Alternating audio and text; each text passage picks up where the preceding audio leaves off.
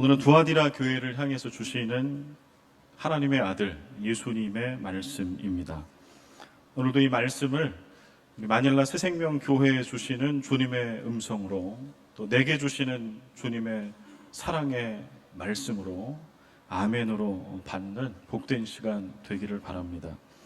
두아디라는 소아시아에 이미 이제 몇 번의 설교를 들으신 분은 아시겠지만, 이 7도시가 그렇게 원거리에 떨어져 있는 것이 아니라 거의 이렇게 몇십 킬로 안에 이렇게 떨어져 있는 그러한 도시들입니다. 그래서 비슷비슷한 환경들이 있습니다. 두아디라도 또 비슷한 환경이 있는데, 그 중에 좀 색다른 것은, 두아디라는 내륙에서 이렇게 올라오는 적들을 방어하기 위해서 로마의 수비군이 상주에 있었던 다른 도시에 비해서는 좀 작은 도시, 그러나 작지만 내실이 있는 도시. 왜 내실이 있었는가 하니, 이 두아디라는 염색과 직조로 유명한 패션 도시였기 때문에 그렇습니다. 사도행전 16장에 바울이 마게도냐 첫 성인 빌립보에 들어갔을 때에 거기서 여성 지도자 한 명을 만난 얘기를 씁니다. 루디아라고 하는 여성 지도자를 만나는데, 그 루디아가 바로 두아디라 출신의 자주장사다, 이렇게 쓰고 있어요. 그러니까 자주장사라고 하는 것은 자주색, 퍼플 컬러, 이 염색을 하고 그러한 천을 파는, 옷을 파는 그러한 비즈니스를 했던 사람이라고 하는 것인데요. 이 자주색 염색을 하는 것이 지금도 그렇지만, 이 퍼플 계열의 염색을 하는 것이 천연 재료를 구하기가 상당히 어렵답니다. 그래서 지중해 연안에 있는 뿔고동이라고 하는 그 뿔고동의 기관지, 이 그 선 거기서 조금 소량을 빼서 염색을 해야 하는데, 그렇기 때문에 재료를 구하기 힘들고, 또 잘 염색을 못하면 또 탈색이 되고, 그래서 이 옷은 학자들이 이렇게 기록한 것들을 보면은 억대였다, 오늘날로 따지면. 그래서 이 자주색 염색된 이 실로 직조된 옷을 살 수 있는 사람은 상위 3%, VIP들만 살 수 있었다, 이런 이야기를 합니다. 그러니 이 작은 도시지만 비즈니스는 아주 고급 기술을 가지고 활발하게 활성화되어 있었고, 또 막강한 상인조합을 가지고, 특별히 루디아라든가 또 오늘 두아디라에 나오는 여자 이세벨, 여성 리더들이죠. 아주 탁월한 그런 여성 리더들, 비즈니스 우먼들이 있었던 그런 도시. 다른 도시들과 마찬가지로 이런 상인조합은 반드시 우상숭배와 신전과 연결되어 있었죠. 그래서 우상숭배, 음주가무와 매춘이 그렇게 활발하게 그렇게 있었던 그러한 음란한 도시, 바로 두아디라입니다.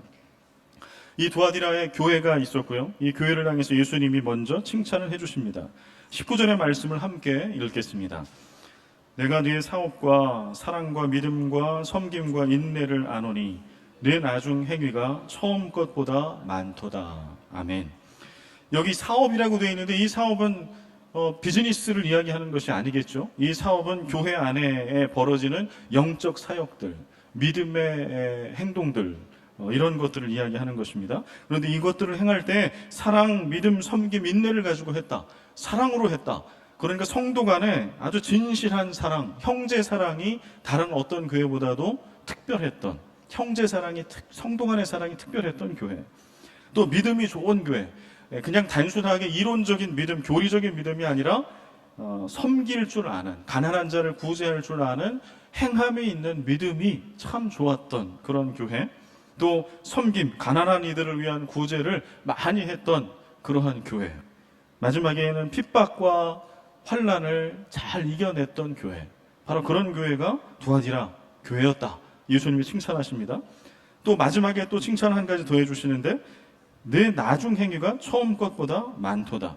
그러니 이렇게 좋은 훌륭한 믿음 생활을 했는데, 이것이 처음보다 나중에 꺼지고 줄어드는 게 아니라 처음보다 나중에 훨씬 더 잘했다라고 하는 것이죠. 제가 인천제일교회 10년간 목회를 목사님 밑에서 배우면서, 제가 모셨던 담임 목사님, 지난 작년에 이제 필리핀에 오셔가지고 한번 수요일날 설교해 주신 적이 있는데, 이 담임 목사님께 제가 가장 많이 들었던 얘기가 있어요. 왜냐하면 그때는 제가 30대 초반이었고, 또 다니던 회사를 그만두고 IMF 때 그만두고 신학교를 갔고, 그렇게 사역을 처음 시작하는 때라 뭐 아주 그냥 불덩이였죠. 복음의 열정을 가지고 그렇게. 근데 이 목사님이 저만 보면 하시는 얘기가 이런 말씀 하셨어요. 문 목사, 그때는 전도사부터 했으니까 문전도사, 문 목사, 힘을 빼. 처음부터 너무 잘하려고 그러지 말아라. 이런 말씀을 하시는 거예요. 힘 빼라고. 내가 뭔 힘이 들어갔나? 근데 나중에 이제 10년을 그분을 모시고 목회를 배우면서 깨달은 게 있어요. 그 말씀의 뜻은 이거예요. 처음과 나중이 같아야 한다. 적어도. 더 나아가서는 처음보다 나중이 더 좋아야 한다. 사역도 마찬가지고 인간관계도 마찬가지다. 인간관계도 처음부터 너무 잘하려고 하지 말라고 그러시더라고요. 그래서 왜 그러지? 잘해야 되잖아요. 그렇죠? 목사와 성도가 만났어. 그럼 할 수 있는 한 최선을 다해서 서로 사랑을 베풀어야 하는 게 아닌가요? 근데 그렇게 저도 그거 좋아하고 그랬더니 지적을 받았어요. 그렇게 하지 말아라. 무슨 말씀인가? 그랬더니 이렇게 말씀하시더라고. 네가 지금 누군가를 대할 때 그 사랑의 정도가 있다라고 하면 5년이 지나고 10년이 지나도 그게 바뀌지 않을 수 있냐? 그 정도로 대해야 한다. 그 다음에 갈수록 그 사랑을 키워가라, 대신에. 그 말씀이 참 지금도 마음에 와닿았습니다. 그런데 두아디라 교회는 그런 교회.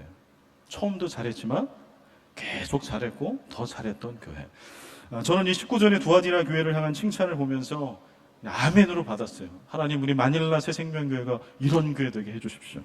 아멘이십니까? 영적 사역들을 하는데 서로 간에 우애 있게 형제 사랑을 가지고 하고 실천하는 믿음이 있고 가난한 자 어려운 이웃을 섬기는 섬김이 있고 인내함이 있는, 그러나 그것이 처음보다 나중에 훨씬 더 잘하고 좋은 교회. 저는 이 교회, 이 칭찬이 우리 교회를 향한, 이 자리에 예배하는 여러분과 저를 향한 칭찬이 되기를 간절히 소망합니다. 이어서 이제 책망의 말씀이 있어요. 늘 7교회를 향해 주실 때 그랬던 것처럼. 그런데 사실은 두아디라 교회는 이런 엄청난 칭찬을 받은 교회임이 분명하지만 참 좋은 교회죠, 이것만 보면. 그러나 훨씬 더 많은 부분은 예수님의 책망으로 가득 차 있습니다. 다른 교회들에 비해서 두아디라 교회를 향해서 기록된 본문은 그 분량이 좀 더 많아요. 10절이 넘어요. 그런데 칭찬은 딱 1절이에요. 나머지는 다 뭘까요? 책망이죠. 이걸 우리가 좀 잘 봐야 합니다. 이 정도로 좋은 교회, 처음보다 나중에 좋고 이렇게 훌륭한 믿음을 가졌던 교회임에도 불구하고 책망을 받지 않을 수 없는 그러한 큰 허물이 있었다는 거예요. 동시에 두 가지가 다 있었다라고 하는 거예요. 우리도 마찬가지라고 하는 것이죠. 칭찬받을 만한 훌륭한 것들이 많이 있다고 해서 칭찬거리만 있는 것이 아니라 그 안에는 우리가 부족한 죄인들이기 때문에 주님의 칭찬뿐만 아니라 책망을 받을 거리들도 우리에게도 있다. 그래서 오늘 이 말씀을, 이 책망의 말씀을 겸허하게 오늘 우리 교회에 또 나에게 주는 말씀으로, 아멘으로 받아야 할 것입니다. 어떤 책망을 주시는가요? 20절 말씀 같이 한번 읽어볼까요? 20절. 그러나 네게 책망할 일이 있노라. 자칭 선지자라 하는 여자 이세벨을 내가 용납함이니 그가 내 종들을 가르쳐 꿰어 행음하게 하고 우상의 제물을 먹게 하는도다. 아멘. 여기 자칭 선지자라 하는 여자 이세벨을 용납했다. 이게 두아디라 교회의 가장 큰 죄고 허물이고 실책입니다. 그러면 이세벨이 누군지를 우리가 좀 알 필요가 있겠죠. 열왕기상 16장 31절에서 33절에 보면 이세벨에 대한 첫 소개를 성경은 이렇게 합니다. 느밧의 아들 여로보암의 죄를 따라, 아합 왕 얘기를 합니다. 느밧의 아들 여로보암의 죄를 따라 행하는 것을 오히려 가볍게 여기며 시돈 사람의 왕 엣바알의 딸 이세벨을 아내로 삼고 가서 바알을 섬겨 예배하고 사마리아에 건축한 바알의 신전 안에 바알을 위하여 제단을 쌓으며 또 아세라 상을 만들었으니 그는 이전에 이스라엘의 모든 왕보다 심히 이스라엘 하나님 여호와를 노하시게 하였더라. 아멘.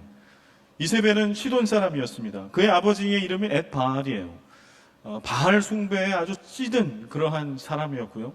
아합 왕은 정략 결혼을 한 겁니다. 시돈 왕의 딸과 정략 결혼을 하게 된 것이죠. 그런데 아버지부터 이세벨 그 딸에 이르기까지 아주 바알 숭배로 똘똘 뭉쳐있는 그러한 사람이에요. 그래서 우리가 아는 것은 아합 왕 때, 이세벨 때 활동했던 예언자는 바로 엘리야였습니다. 그 엘리야를 끝까지 죽이려고 추적하고 했던 사람이 바로 이세벨이었죠. 그 다음에 또 우리가 아는 것은 이 이세벨과 아합의 우상 숭배 때문에 하나님은 엘리야 때 3년 동안이나 비를 멈추게 하신 적도 있습니다. 이세벨은 수많은 하나님의 선지자들을 죽인 이였습니다. 그의 남편인 아합이 나봇의 포도원을 탐내자 나봇에게 없는 죄를, 하나님을 모욕하고 왕에게 반역했다라고 하는 없는 죄를 뒤집어 씌워서 나봇을 죽이고 그 포도원을 빼앗아 강탈하여서 자기 남편에게 주었던 그런 악한 여인이었습니다. 그러나 이 모든 죄보다 더 큰 죄는 아합과 이세벨 사이에서 태어난 딸 아달랴라고 하는 딸이 있는데, 이 아달랴를 남유다의 왕 여호람에게 정략 결혼을 시킵니다. 그런데 이 아달랴가 남유다의 여호람과 결혼하면서부터 그 전까지 남유다에는 우상숭배에 대한 그런 이야기들이 없었어요. 그런데 아달랴가 유다왕 여호람과 결혼하면서부터 남유다의 우상숭배, 바알숭배 신앙이 깊이 들어갑니다. 남유다조차도 무너뜨린 거예요. 그러니 이세벨이라고 하는 이 사람 한 사람 때문에 북이스라엘뿐만 아니라 남유다까지도 영적으로 피폐하게 되고 결국 멸망을 향해 달려가게 됐던, 바로 그 중심에 섰던 인물이 바로 이세벨이라고 하는 여인이었죠. 그러면 두아디라 교회에 실제로 있었던 여자 이세벨은 어떤 모습이었을까요? 이 두아디라 교회에 있었던 자칭 선지자라고 하는 여자 이세벨이 오늘날 우리 교회 안에 혹시 들어온다라고 하면 어떤 모습을 하고 있을까요? 많은 학자들은 주석을 이렇게 쓰더라고요. 그녀는 외모와 권력과 부와 지성을 두루 갖춘 그 도시를 주름잡는 탁월한 여성 리더였을 것이다. 제가 서두에 설명해 드렸잖아요. 두아디라라고 하는 도시의 특성이요. 그런 패션업으로 아주 유명한, 그래서 루디아와 같은 아주 이름난 유명한 비즈니스 워먼이 있었고, 그리고 여성들의 리더십이 컸던, 외모를 보면 그냥 예쁘기만 해도 되잖아요. 우리 형제들이요. 예쁘기만 하면 되잖아요. 저만 그런가요? 근데 예쁜 것뿐만 아니라 뭐 얘기를 하면은요, 뭐 온갖 철학적인 뭐 그런 고전 얘기를 줄줄줄 읊는 거예요. 아, 이 도시의 경제를 어떻게 활성화시켜야 되는가 하면은 뭐 대책을 이야기하는데, 누가 들어도 야, 이 사람 대단하네. 대단한 권력과 대단한 부를 가지고 있었던 외모와 지성을 두루 갖춘 여성 리더. 그런데 그가 교회를 나오지 않았어요. 그는 넌 크리스찬이었어요. 그러니까 두아디라라고 하는 이 도시에 알려진 유명 인사였긴 했지만 그가 크리스찬은 아니었다라고 하는 거예요. 그런데 어느 날 그가 교회 안에 들어오게 됩니다. 교회 안에 들어오게 됐어요. 그러면 교회에서 리더들을 포함한 교우들은 어땠을까요? 그런 새 가족이 왔어. 그러면 어떨까요? 환영했겠죠. 도시를 대표하는 매력적인 여인이, 모든 걸 두루 갖춘 여인이 교회에 왔어. 그러니 모두가 환영한 것까지 좋은데 그들의 영적 방어선까지 완전히 해체해버리고 무방비 상태에 그가 가지고 있었던 잘못된 가치관과 세계관을 다 받아들이는 것이에요. 오늘날 이 이세벨의 세계관, 가치관, 철학, 이것을 한마디로 이야기할 수 있는 것은 뭘까요? 리처드 포스터가 쓴 돈, 섹스, 권력이라고 하는 책이 있어요. 돈, 섹스, 권력. 이 책의 내용은 간단합니다. 우리가 사는 세상을 움직이는 힘이 있는데 그 힘의 실체가 대단히 복잡해 보이는 것 같지만 사실은 세 가지 단어로 요약될 수 있다고 하는 거예요. 머니, 섹스, 파워. 돈, 섹스, 권력. 이세벨은 바로 그런 사람이었습니다. 돈과 섹스와 권력, 이것이 신이 되었고 이것이 그에게 가치관이고 이것이 그에게 종교였던 여인. 세상적으로는 아주 성공한 것이 많이 있고 이야기를 들으면 가문이설 다 녹아들 그러한 이야기지만 예수 그리스도의 복음, 성경에서 말씀하시는 것과는 정반대에 있는 그런 사상을 가지고 있었던 여인. 20절에 보면은 참 참담한 말씀이 있어요. 그가 내 종들을 가르쳐 꿰어 행음하게 하고 우상의 제물을 먹게 하는도다. 그녀가 내 종들을 가르쳐 꿰어. 여기서 내 종들은 누굴까요? 두아디라 교회의 일반 성도일 수도 있지만 특별히 내 종들이라고 꼬집어서 얘기하는 거는 두아디라 교회의 리더들, 영적 리더들. 여러분 생각해봐요. 교회에 새 가족이 아무리 유력한 자가 온다고 하더라도 새 가족이 왔어요. 그러면 근데 그는 복음을 들어본 적이 없어. 그러면 누가 누구를 가르치는 게 맞아요? 영적 리더들이, 목사가 영적 리더십이 세교를 가르치는 게 맞죠. 자매요, 하나님의 말씀, 진리의 말씀은 예수 그리스도께서 바로 그분은 모든 것을 잃어버리심으로, 모든 것을 십자가에 던지고 생명조차 던지심으로 버림으로써 모든 것을 얻으신 분이다. 복음은 바로 그런 것이다.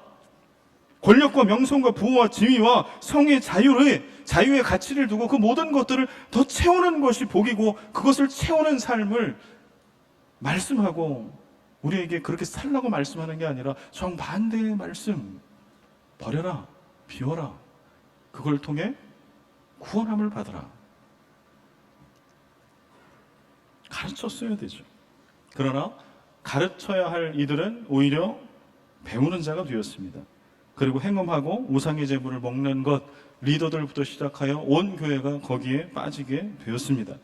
여러분, 돈, 섹스, 권력, 이세벨이 가지고 있는 그 가치관이 무서운 것은 왜일까요? 이것은 성경이 얘기하는 복음과는 정반대에 있어요. 왜냐하면 성경이 얘기하는 것은 사랑입니다.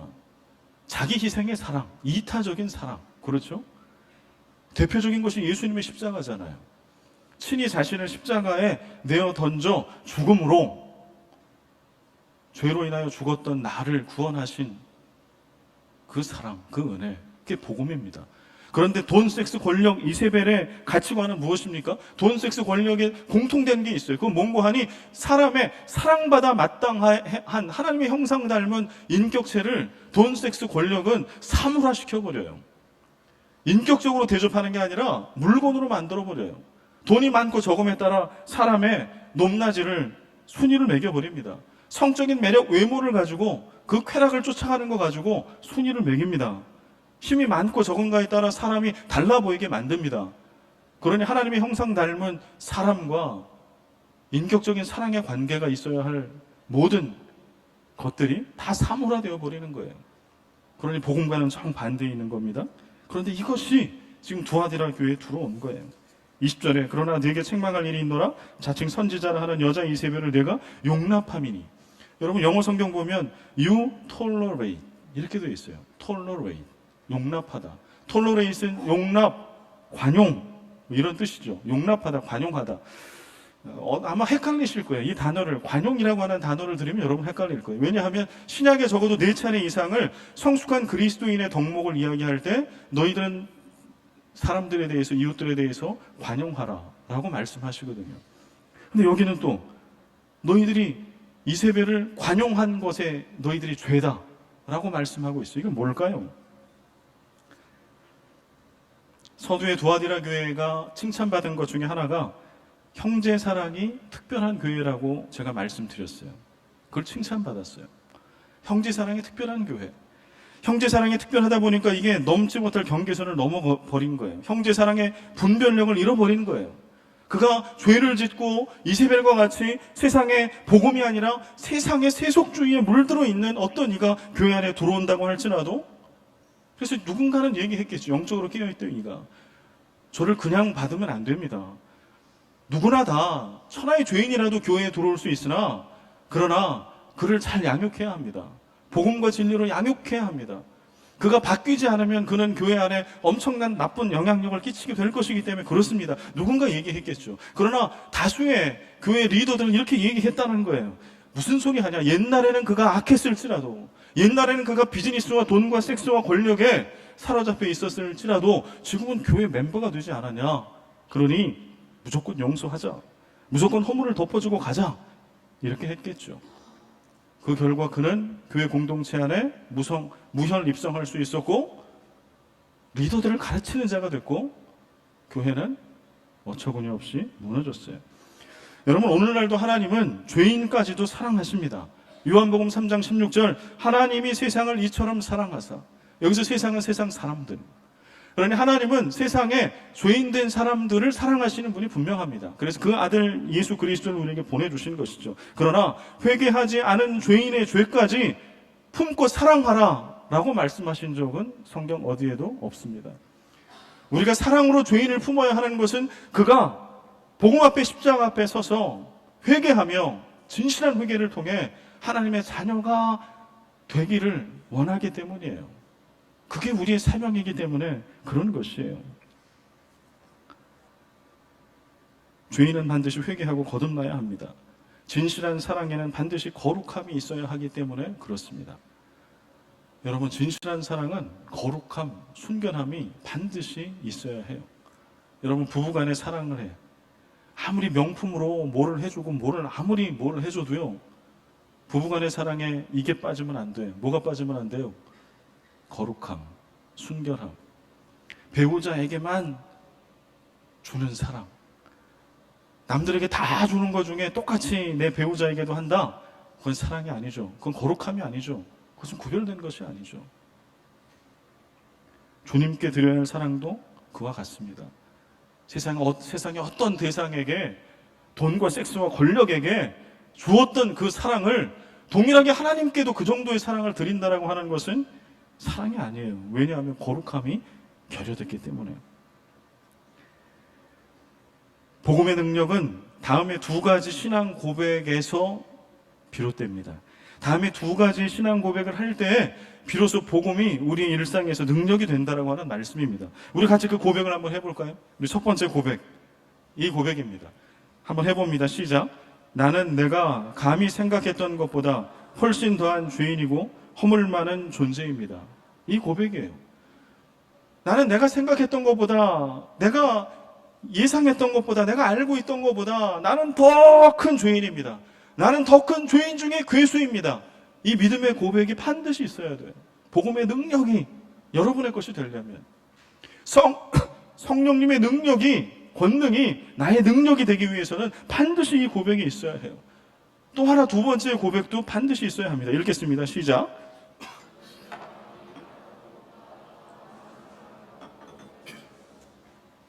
아멘. 두 번째 고백. 이 첫 번째, 두 번째 고백은 어느 하나가 빠지면 안 됩니다. 그것은 복음이 아닙니다. 첫 번째는 내가 생각한 것보다, 내가 알았던 것보다 내가 훨씬 더 개차반이고, 내가 훨씬 더 악한 죄인이라고 하는 것, 허물 많은 죄인이라고 하는 것, 이것을 주님 앞에 고백하는 것. 두 번째는 그런 죄인이기 때문에 내가 감히 바랐던 것보다, 주님께서 나를 용서하는데 나를 주님이 용서하신들, 내 죄가 이렇게 크기 때문에 주님의 용서는 이 정도일 거라고 생각하는데 그걸 뛰어넘어서 주님의 용서와 나를 용납함은 내 계획과 내 경험과 내 지식을 뛰어넘는다라고 하는 고백. 여러분, 이 두 고백이 반드시 있어야 돼요. 첫 번째가 없이 두 번째만 있어서는 복음이 아닙니다. 그래서 능력이 없습니다. 두 번째는 없고 첫 번째만 있어도 복음이 아니기 때문에 능력이 없습니다. 그러나 이 두 가지의 고백이 우리 가운데 있으면 그 사람은 복음의 능력을 삶의 모든 자리에서 경험하며 누리며 살아가게 될 것입니다. 여러분, 영적 실력을 키우십시오. 이세벨과 같은 이가 교회 공동체 안에 물밀듯 들어올 때에 두아디라 교회에는 그것을 분별할 영적 리더들이 있지 않았던 거예요. 처치 멤버가 있지 않았던 거예요. 영적 실력을 키워야 합니다. 그러나 실력이 없으면 어떻게 해야 될까요? 피해야 합니다. 받으면 안 됩니다. 이세벨과 같은 일을 절대 받으면 안 됩니다. 왜냐하면 그들은 만만치 않기 때문에 그래요. 한국교회 안에 그러한 예는 너무나 많이 있어요. 3.1교회, 전모 목사, 다 목사들이더라고. 문제를 일으키는 거는. 참 회개하고 통회하는 마음으로 이 자리에 목사된 저도 섰습니다. 목사가 교우들 여러 명을 오랫동안 성적의 그런 쾌락의 대상으로 삼았던 사건. 지금 좋은 목사님 오셔서 교회가 회복 중에 있으나 그 교회만 회복되면 뭐합니까? 한국교회가 전체가 타격을 입고 하나님의 이름이 모욕을 받았는데요. 최근에 기사화되고 있는 인천에, 제가 12년 목회했던 인천의 모 교회의 아들 목사, 아버지가 교회를 개척하셨고 그 아버지의 아들이 또 신학을 했어요. 전도사 때부터 청소년 청년부를 맡았어. 근데 전도사 때부터 목사가 된 그 사이에 10대의 그 청소년 청년들을 그루밍 성범죄, 어린 아이들을 상담해 준다고 하면서 그를 쾌락의 대상으로 삼았어요. 유죄 판결을 받았어요. 이게 언론에 다 나와 있습니다. 부끄럽습니다. 오늘날 이세벨은 이렇게 들어옵니다. 성적인 것만 그러겠습니까? 머니, 섹스, 파워. 21절의 말씀에 또 내가 그에게 회개할 기회를 주었으되 자기의 음행을 회개하고자 하지 아니하는도다. 여러분, 우리 주님은 늘 회개할 기회를 주세요. 아까 복음의 능력을 맛보는 두 가지 신앙 고백 말씀해드렸잖아요. 두 번째. 첫 번째, 우리가 생각하는 상상 이상의 엄청난 죄인들이에요.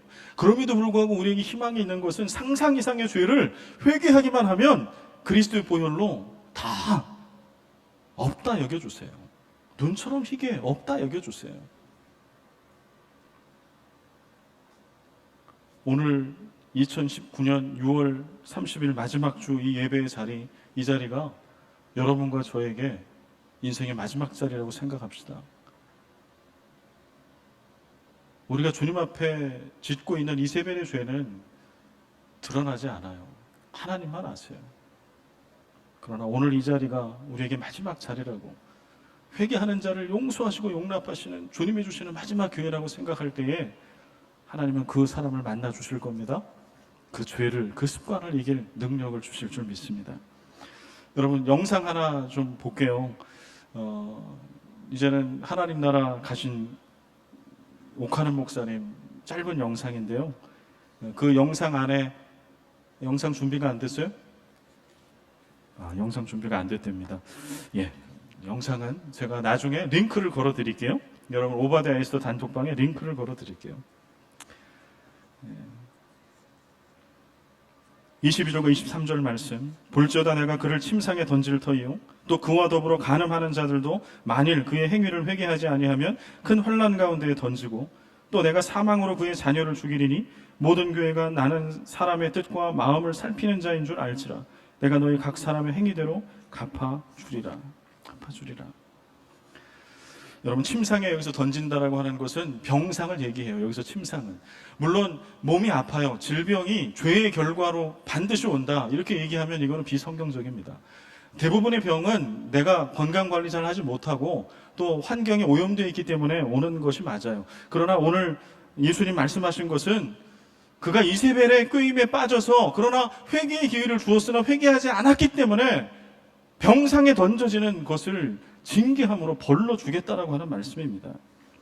뿐만 아니라 여기서 우리가 두려워해야 할 것은 23절.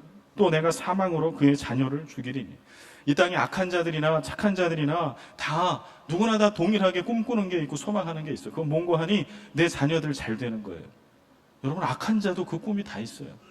그래서 악한 짓을 해서 모은 재산이라 할지라도 내 자녀 잘 되기를 바라기 때문에 물려주려고 해요. 이게 부모의 마음입니다. 그런데 하나님은 그것을 간과하지 않으신다는 거예요. 여러분, 이 자리에 있는 우리들도 올 한 해 하나님 주신 비전이에요. 하나님의 나라를 믿음의 다음 세대와 함께. 우리뿐만이 아니라 우리 믿음의 다음 세대들이 복음으로 매일매일 살아가는 삶이 하나님의 나라가 되기를 간절히 원하잖아요.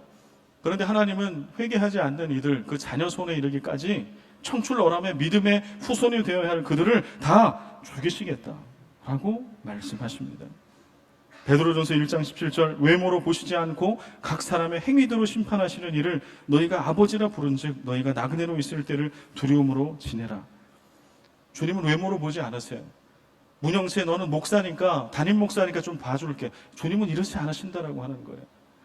너는 교회를 위해서 봉사한 게 많으니까, 헌금한 게 많으니까 내가 너는 좀 봐줄게. 주님은 이러신 분이 아니라고 하는 거예요. 여러분, 성경은, 하나님은 교회를 그리스도의 신부라고 말씀하십니다. 여러분, 창기와 신부의 차이가 뭔지 아십니까? 외모일까요? 그렇지 않겠죠. 창기와 신부의 차이는 거룩함입니다. 교회가 그리스도의 신부가 되기 위해서는 더 치장하거나 더 많은 일을 하는 것이 필요한 것이 아니에요. 하나님만을 위해서 존재하는 거룩함이 필요합니다. 24, 25절 같이 한번 읽어볼까요? 24, 25절 시작.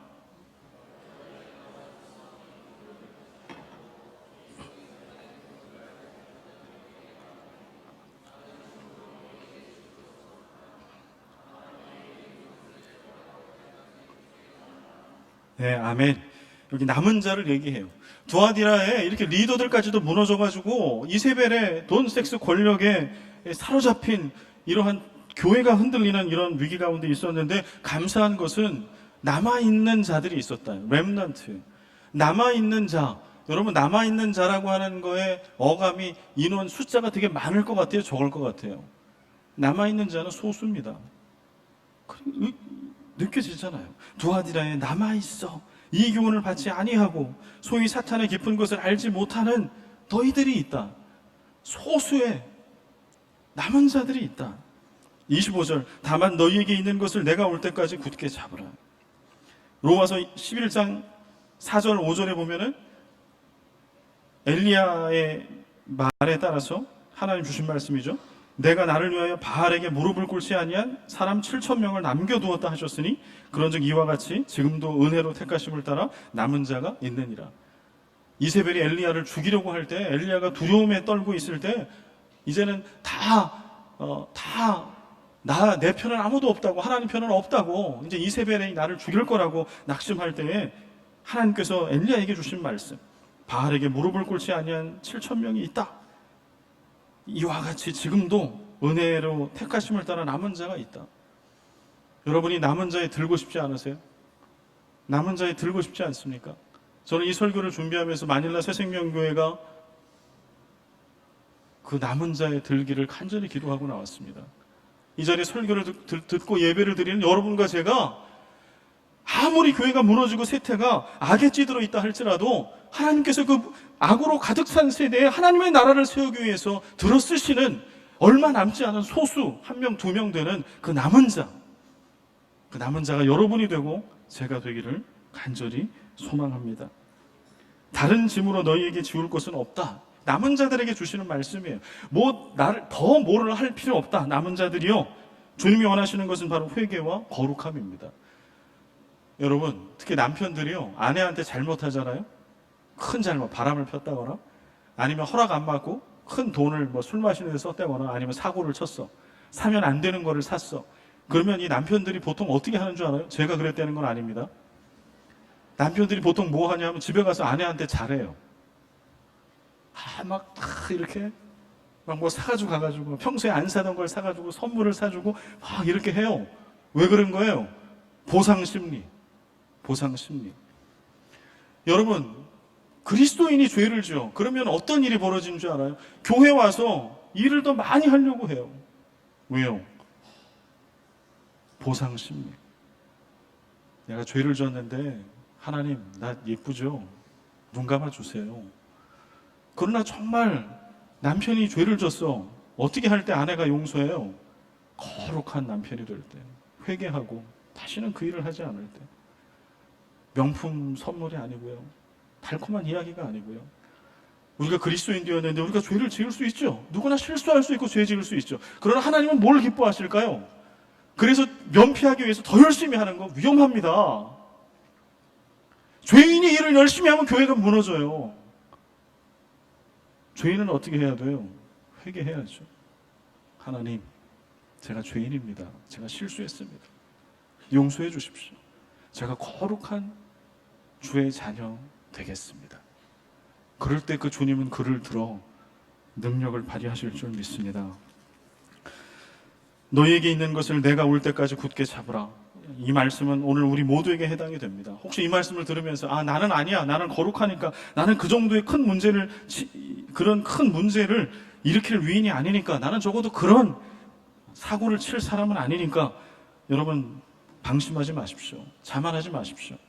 다윗같이 영성이 충만한 사람, 시편의 반 이상을 기록한 그 다윗이 그의 전우인 우리아의 아내 밧세바를 범했던 것을 여러분 잊지 마십시오.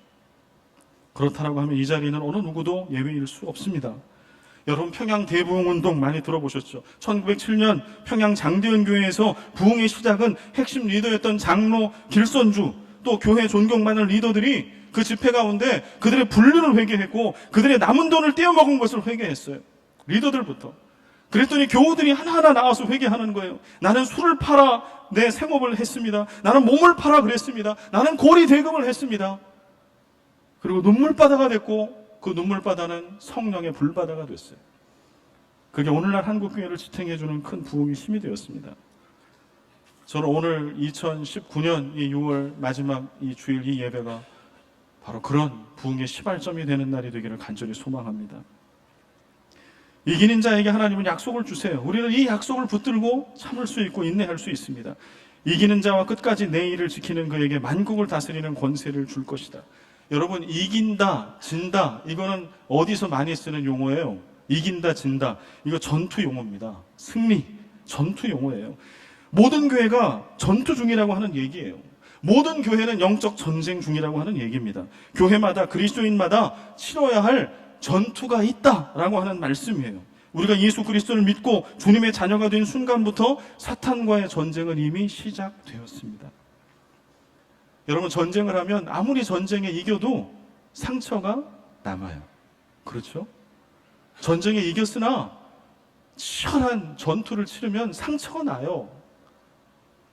여러분, 상처 없다고, 나는 아무런 흠이 없다고, 나는 아프지 않다고, 이것이 결코 자랑이 아닙니다. 영적 전쟁을 치러낸 교회는 상처가 많은 법이에요. 그것이 스티그마가 되죠. 예수 그리스도의 흔적이 되는 것이죠. 여러분, 잊지 마십시오. 내가 예수를 믿는 그 순간부터 영적 전쟁은 시작됐다. 비장한 각오로 그리스도의 몸된 교회와 교회된 여러분의 믿음을 거룩하게 지켜가기를 바랍니다. 28절, 내가 또 그에게 새벽별을 주리라. 새벽별은 뭘까요? 우리 찬송 가사에 있잖아요. 주는 저 산 밑에 백화 빛나는 새벽별. 여러분, 새벽별은 어떤 별이에요? 밤중 내내 어두움이 가득 차 있고 칠흑 같은 어두움과 사망이 가득 차 있는 그러한 때에 새벽별이 찬란하게 비춰오르면 새 아침이 오는 거예요. 바로 예수 그리스도가 이 땅에 오셔서 어둠을 몰아내고 사망을 몰아내고 부활의 소망이 되신 것처럼 바로 그 예수 그리스도를, 절망을 넘어서는 소망을, 어둠 가운데 새 아침을 너희들에게 선물로 주시겠다 말씀합니다. 그 선물을 다 받아 누리는 여러분과 제가 되기를 바랍니다. 마지막 29절, 귀 있는 자는 성령이 교회들에게 하시는 말씀을 들을지어다. 이것은 두아디라 교회에게만 하는 얘기가 아니라는 거예요. 귀 있는 자는 들어라. 귀 있는 자는 들어라. 아멘으로 받고 너의 이야기로 받고 그렇게 회개하고 거룩한 나의 교회가 되라. 그런 은혜가 여러분과 제 가운데, 우리 마닐라 새생명 가운데, 교회 가운데 충만하기를 간절히 소망합니다.